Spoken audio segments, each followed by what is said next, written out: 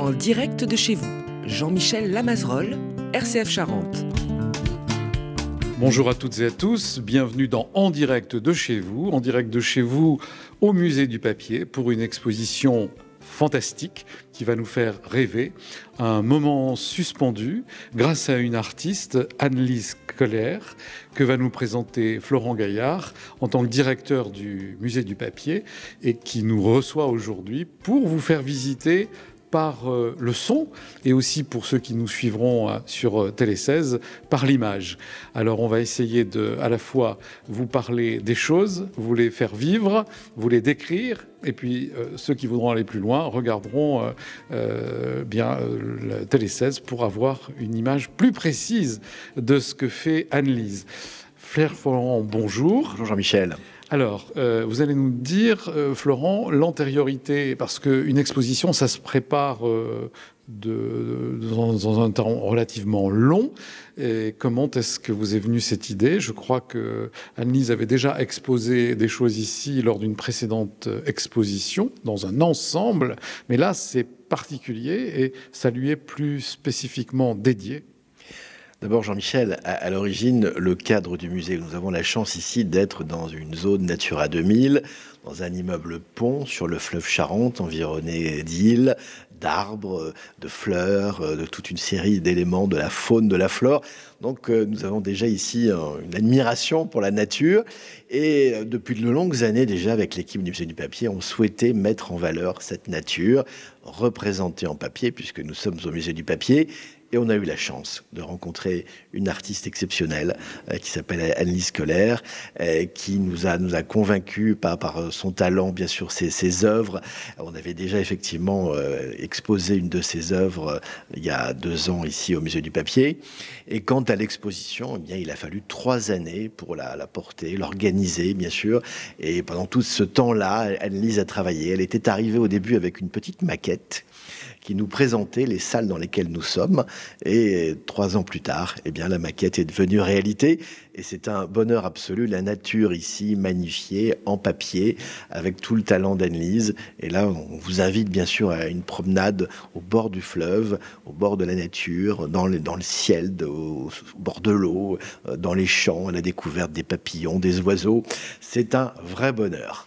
Alors, pour être sûr de ne pas se tromper, vous allez nous donner les dates de cette exposition, puisqu'on va nous écouter et nous réécouter même durant l'été. Je crois qu'elle dure jusqu'en début 2025. Oui, jusqu'au 5 janvier 2025, donc vous pouvez venir plusieurs fois à admirer, parce que c'est une exposition, il y a tellement d'œuvres, des centaines, donc avant de tout regarder et tout comprendre, et puis bien sûr admirer tout cela, eh bien n'hésitez pas à venir plusieurs fois pour l'exposition, puis il y aura toute une série d'animations, de médiations, de rencontres, de visites guidées, de conférences autour de cette exposition.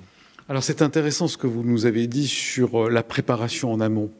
Vous avez dit qu'Annelise a fait d'abord une maquette, mais peut-être qu'avant la maquette, il y avait une commande. Oui, bien sûr, une commande, c'était celle de nous faire rêver, tout simplement ça. C'est un musée aussi qui est là pour ça. Les musées sont là pour ça, pour apporter du rêve au public et représenter la nature. C'était notre choix de parler de la nature. Ça n'avait jamais été fait au Musée du Papier. Donc la commande était là et la réalisation est vraiment à la hauteur de nos espérances. Oui, je crois que l'inauguration a eu un grand succès. Et donc, on vous invite toutes et tous à venir visiter cette très, très belle exposition. Comme je le disais dans la présentation, un temps suspendu. Là, je suis devant une fenêtre. Et là, on a une pleine lune avec tout ce que ça requiert. La petite chauve-souris, les branches de chêne qui s'entremêlent. Et il y a un éclairage à l'arrière, ce qui lui donne une présence incroyable. Et on a vraiment l'impression qu'on est chez soi et qu'on regarde cette nuit avec un ciel d'un bleu roi magnifique et cette pleine lune qui nous inonde et qui nous invite à la rêverie et qui nous invite forcément à venir voir cette exposition avec des animaux. J'ai derrière moi des poissons, j'ai derrière moi peut-être des grenouilles, je ne sais pas. On a tout, des tritons, des libellules, etc. Mais J'arrête de parler et je vais passer la parole en remerciant d'abord Florent pour son accueil. On reviendra vers vous en fonction. Mais maintenant à Anne-Lise Kohler, qui est l'artiste et qui était arrivée il y a quelques temps avec sa petite maquette. Bonjour Anne-Lise. Bonjour. Alors Anne-Lise, avant de parler et de faire le tour, de visiter cette exposition, car elle se visite, et vous allez être notre guide.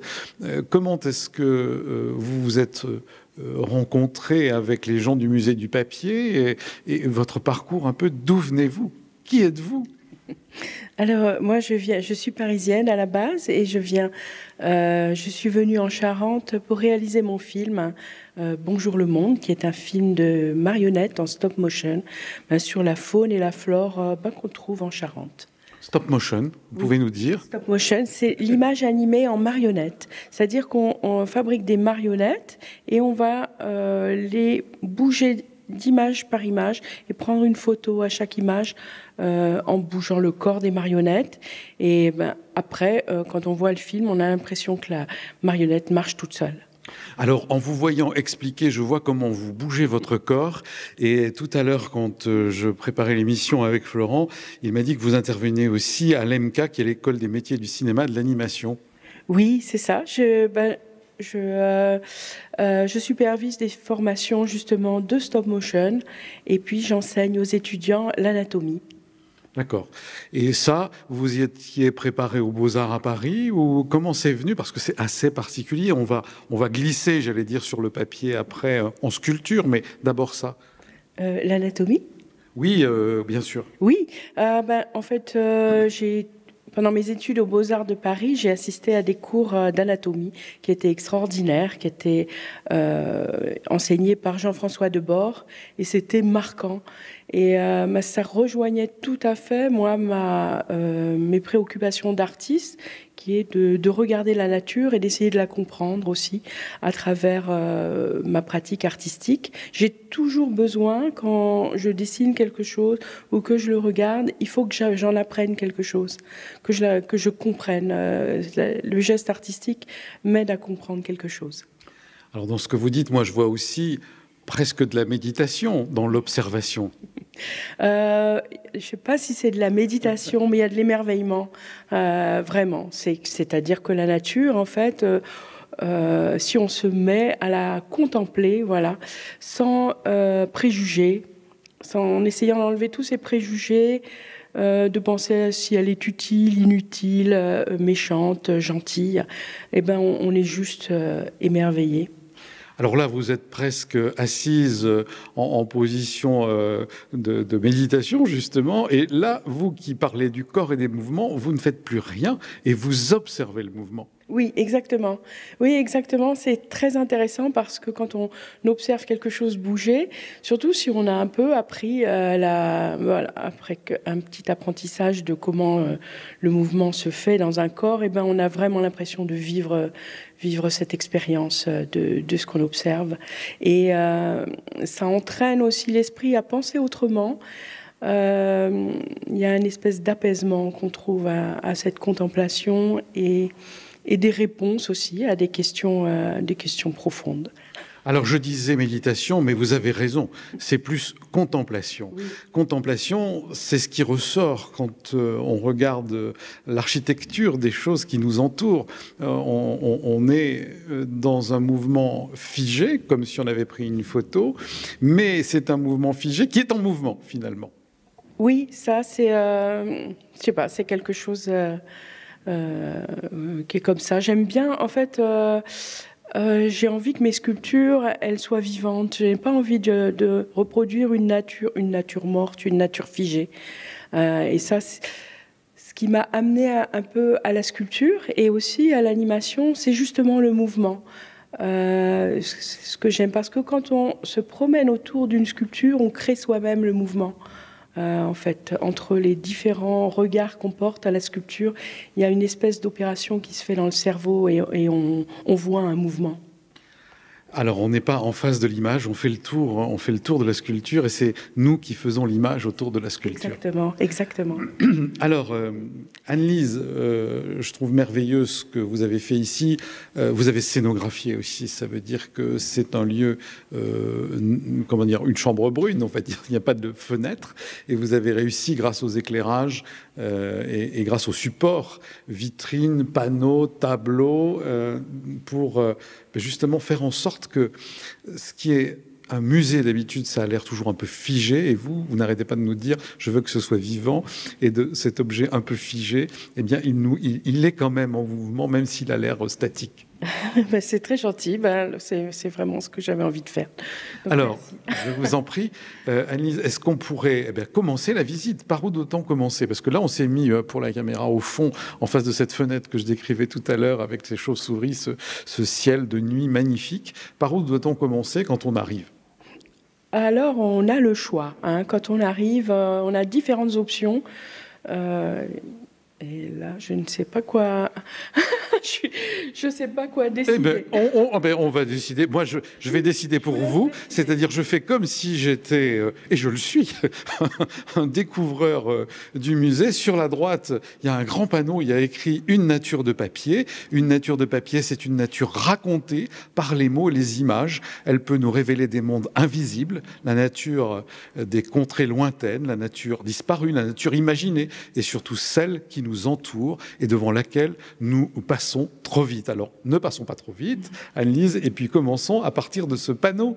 Et juste à côté, il y a une cheminée avec une pendule, un miroir 18e siècle, des petits sous-verres avec des herbes séchées, etc. Racontez-nous, Anne-Lise. Oui, donc c'était la commande aussi de Florent Gaillard, faire un cabinet de curiosité. Et c'était très intéressant comme idée, parce que je n'ai jamais, je l'avais jamais fait dans une exposition. Donc il fallait nous mettre un peu dans cette ambiance de cabinet de curiosité, un peu feutré, intimiste. Et puis, pour représenter ce cabinet de curiosité, j'ai voulu faire un petit clin d'œil aux maisons du plateau. C'est là où je suis venue habiter à Angoulême quand je suis arrivée. Et donc, j'ai voulu reproduire ce décor un peu intimiste et chaleureux. Alors c'est tout à fait réussi.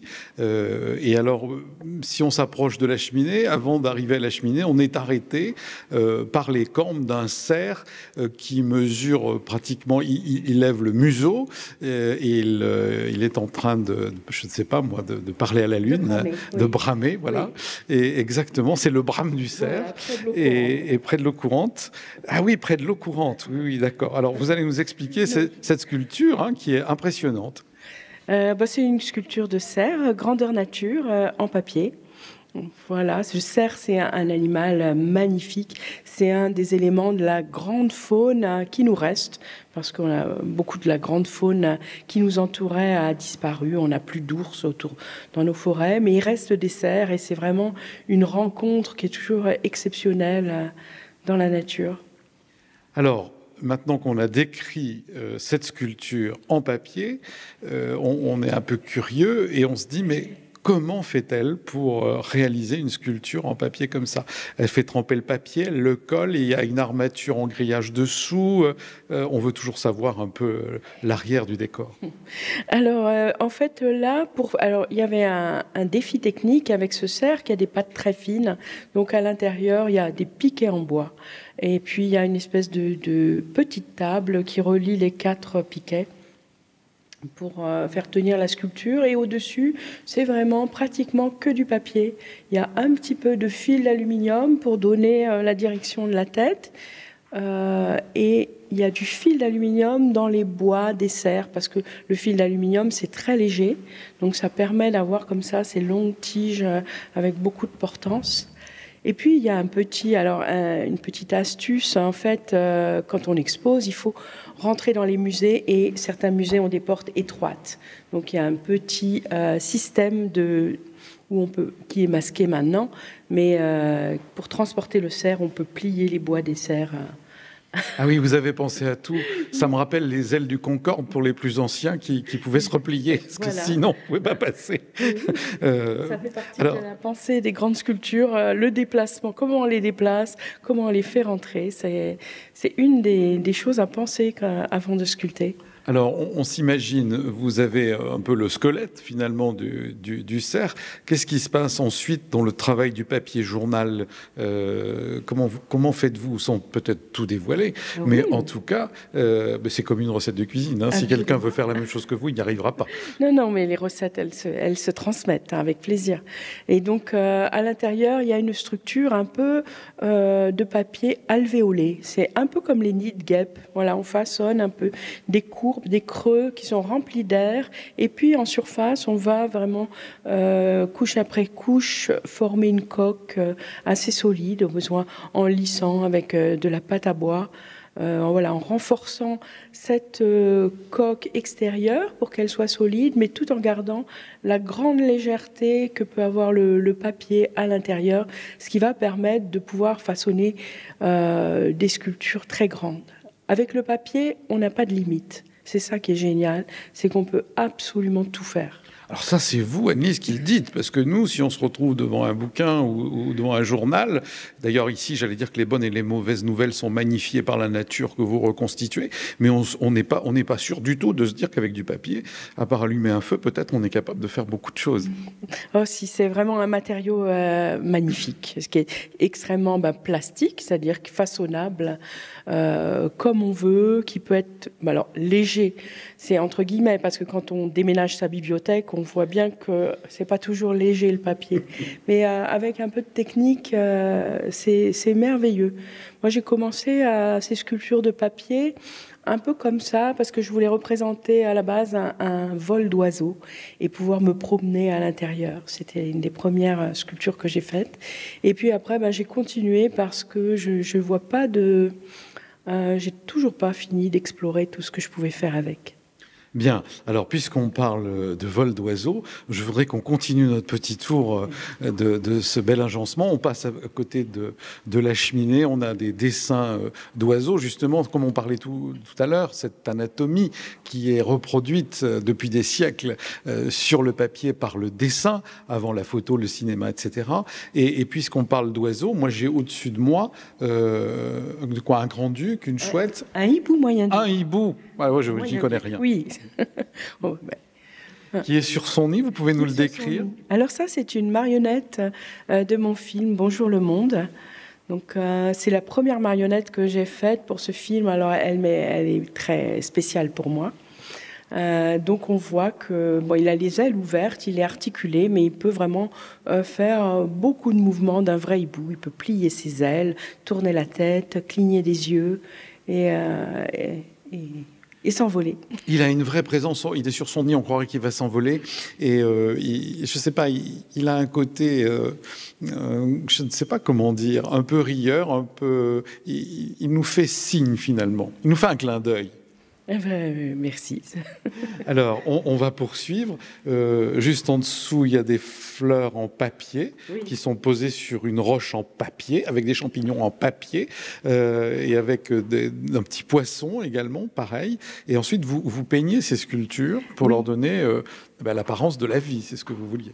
Oui, c'est aussi un des côtés très agréables de la sculpture sur papier, c'est que le papier, on est habitué, c'est un support de peinture aussi, de dessin, et donc c'est très agréable de le peindre, d'utiliser aussi la polychromie dans la sculpture.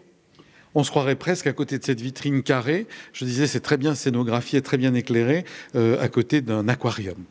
Oui, là vous observez la grande mulette. En fait, dans ce socle-là, cet ensemble de vitrines, là on représente un peu les animaux qui sont emblématiques de la Charente et puis qui sont sur lesquels il faut qu'on fasse très attention, comme cette grande mulette qui est une moule d'eau douce. Qui était autrefois abondante en Charente et maintenant, c'est un animal qui est devenu très rare. Aux dernières prospections, l'association Charente Nature n'en a retrouvé que 2.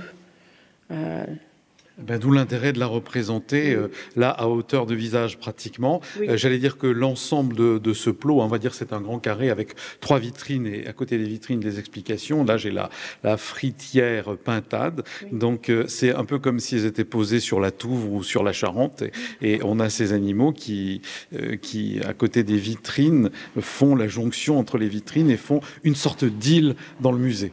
Oui, c'est ça. Ça fait des petits îlots voilà, avec thématique.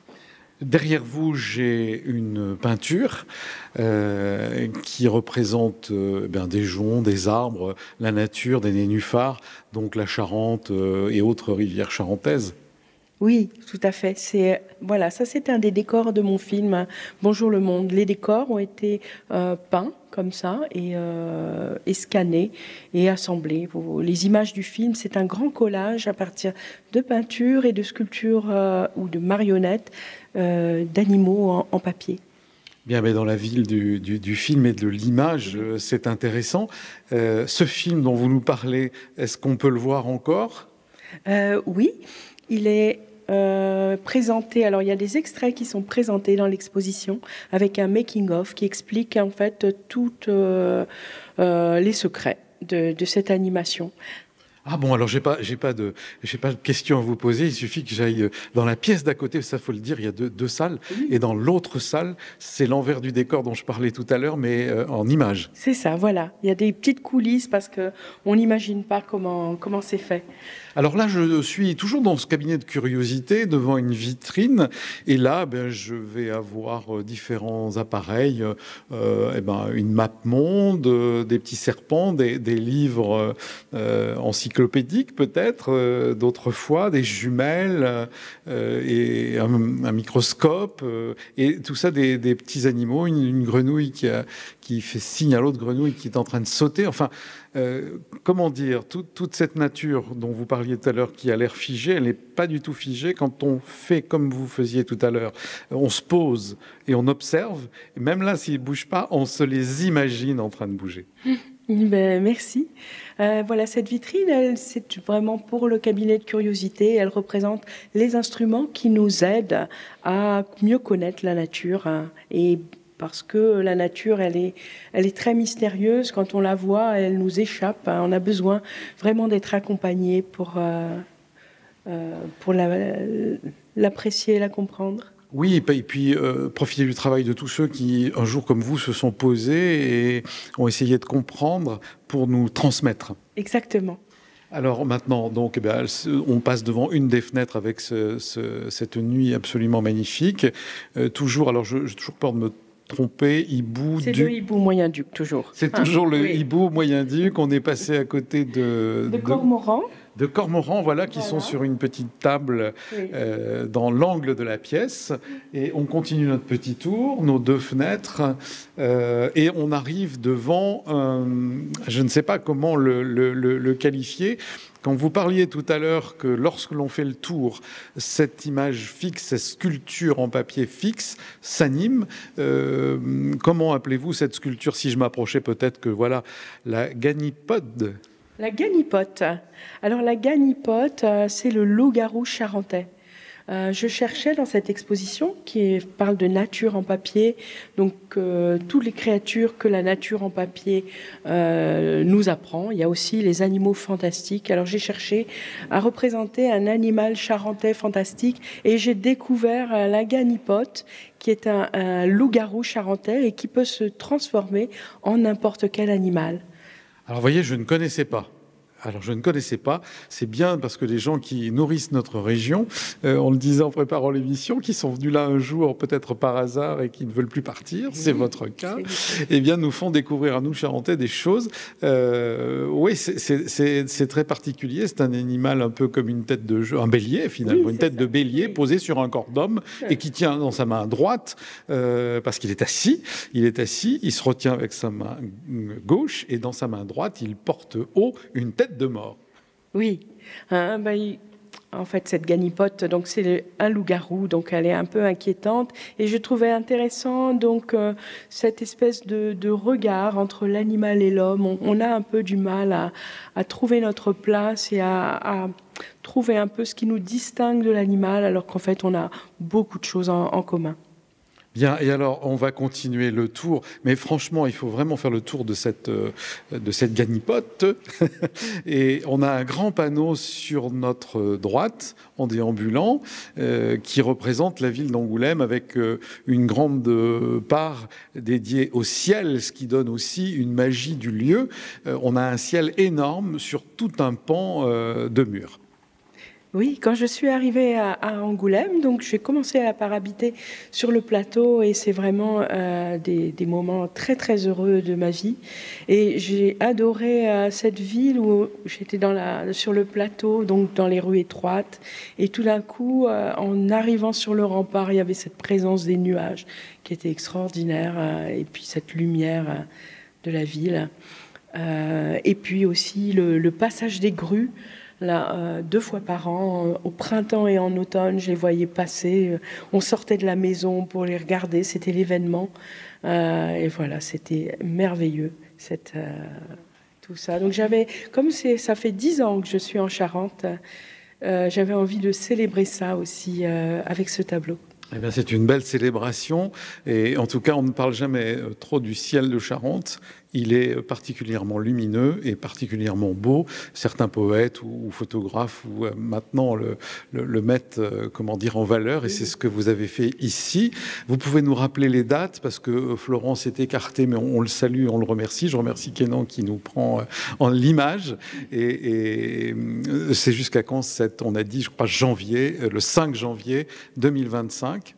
Oui, l'exposition dure jusqu'au 5 janvier 2025. Voilà, je ne sais plus si Florent nous a dit les horaires d'ouverture. Florent, venez à notre secours pour nous donner les derniers détails avant qu'on arrête l'émission. Les derniers détails, c'est la deuxième surprise, c'est la salle juste à côté, qui réserve toute une série de merveilles. Alors, on va y passer rapidement parce qu'on a terminé l'émission. Donc, on passe derrière, on salue le château de Bouteville qui va être inauguré bientôt. Ah oui, alors effectivement, à côté, c'est une merveille. Ah oui, c'est vraiment, j'allais dire, c'est le clou de l'émission. J'allais terminer et je repars. Mais là, je vais me faire taper sur les doigts au niveau de l'horaire. Il y a un animal préhistorique immense qui est beaucoup plus grand que le cerf dont on a parlé tout à l'heure. Et puis aussi, on a une rivière avec les troncs d'arbres qui plongent leurs racines dans l'eau et toujours avec ces animaux, ces fleurs, etc. C'est impératif à voir. Plus ce que vous disiez tout à l'heure, votre film sur grand écran avec des sièges où on peut s'asseoir. Est-ce que j'ai bien résumé cette deuxième salle qu'il faut absolument voir ? Oui, merci beaucoup. Voilà. Eh bien, écoutez, on vous souhaite une très belle exposition, Anne-Lise, et puis merci à Florent de nous avoir accueillis aujourd'hui au musée du papier, juste en bas des remparts d'Angoulême, auprès de la Charente. Et moi, je vous dis à la semaine prochaine pour une autre émission d'En Direct de chez vous.